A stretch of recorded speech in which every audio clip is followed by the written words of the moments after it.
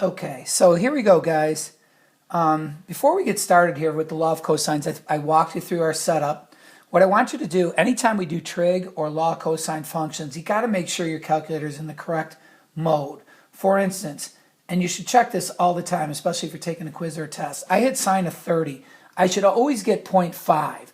This, I don't know if you can read it on my camera. It says negative 0.988. I know that must be wrong. So what you need to do, whatever calculator you're using, go to the mode and make sure that we are in degree mode. You should have learned this back in algebra days. Okay, now I hit enter, I clear it, I hit sine of 30, enter, and then it comes up 0.5. Now my calculator is ready to go. So that's a big thing we need to do anytime we're in sine, cosine, tangent. I know we weren't in class to really go over that, so I want to make sure that's clear on law of cosines. So we are on law of cosines. Welcome my little daughter. Macy is my camera woman. Hello. So if anything is wrong, we're going to blame her. And this is Mr. Tom in 2020, so hopefully you guys can read it. Remember, you can pause, rewind, go back. I don't want to sit here all day and making these things long, but what's nice is you can go back and take a look at it. I want to do an example tonight on this one. This is going to be law of cosines, take 2, and then I'll do a couple more examples tomorrow. Still working on my technological problems. All right, so here we go.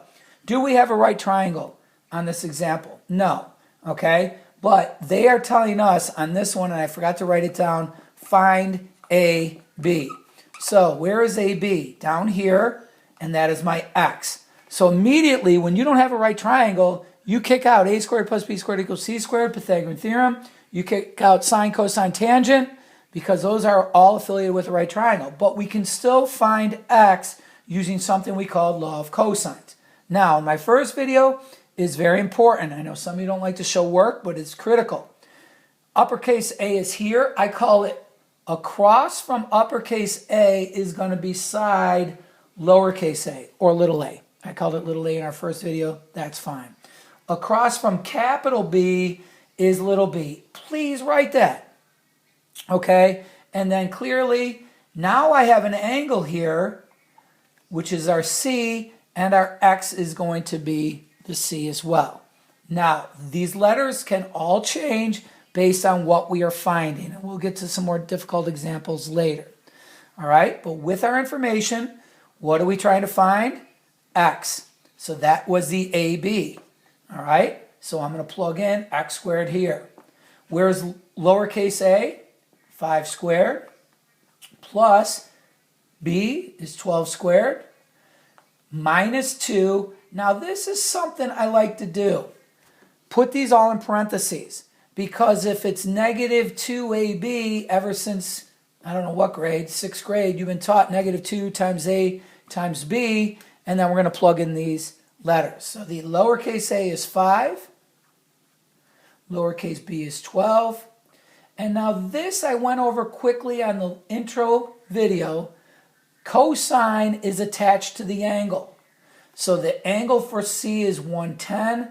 And notice my picture, you need that written inside for angle, outside for sides. Camera girl, how we doing? We're doing good. Your arms are tired? Yeah, hold on. I'm going to move for a second. Okay. All right, we're just hoping this is clear with the marker. All right, so now we pull out our handy dandy calculator. I know this is going to be hard to read, and we had some issues with the glare, so if you can't read it, okay, and you can download a calculator. Maybe I'll put something online or see if Mrs. Zellner has something. Okay, so I clear it out, and the first thing I'm going to plug in is the cosine of 110. Cosine 110, enter, okay, is negative 0.342, and then I round it to the 4th decimal point. If we were in school, I would not have you round, but we'll make life a little bit easier on you.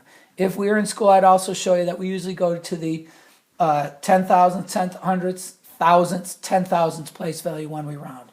If you miss round, it's not the end of the world, but you should be careful with this. Now, we try to set this up into 2 sides, at least I do. All right, so I'm going to get rid of our picture. If you need it, you're just going to come back to it. Okay? And I try to attack this side first. All right, this stuff is easy. We'll do this all at the end. All right, but this is basically order of operations. All right, please excuse my dear Aunt Sally. Well, some of you are gonna say, "Oh, Mr. Tom, all right, Kinda. it's gonna be the exponents first." Okay, awesome, no big deal. But I really want to focus on these guys over here. So negative 2 times 5 is what? Correct. Negative 10. Negative 10 times 12 is what? Correct. Negative 120. Okay?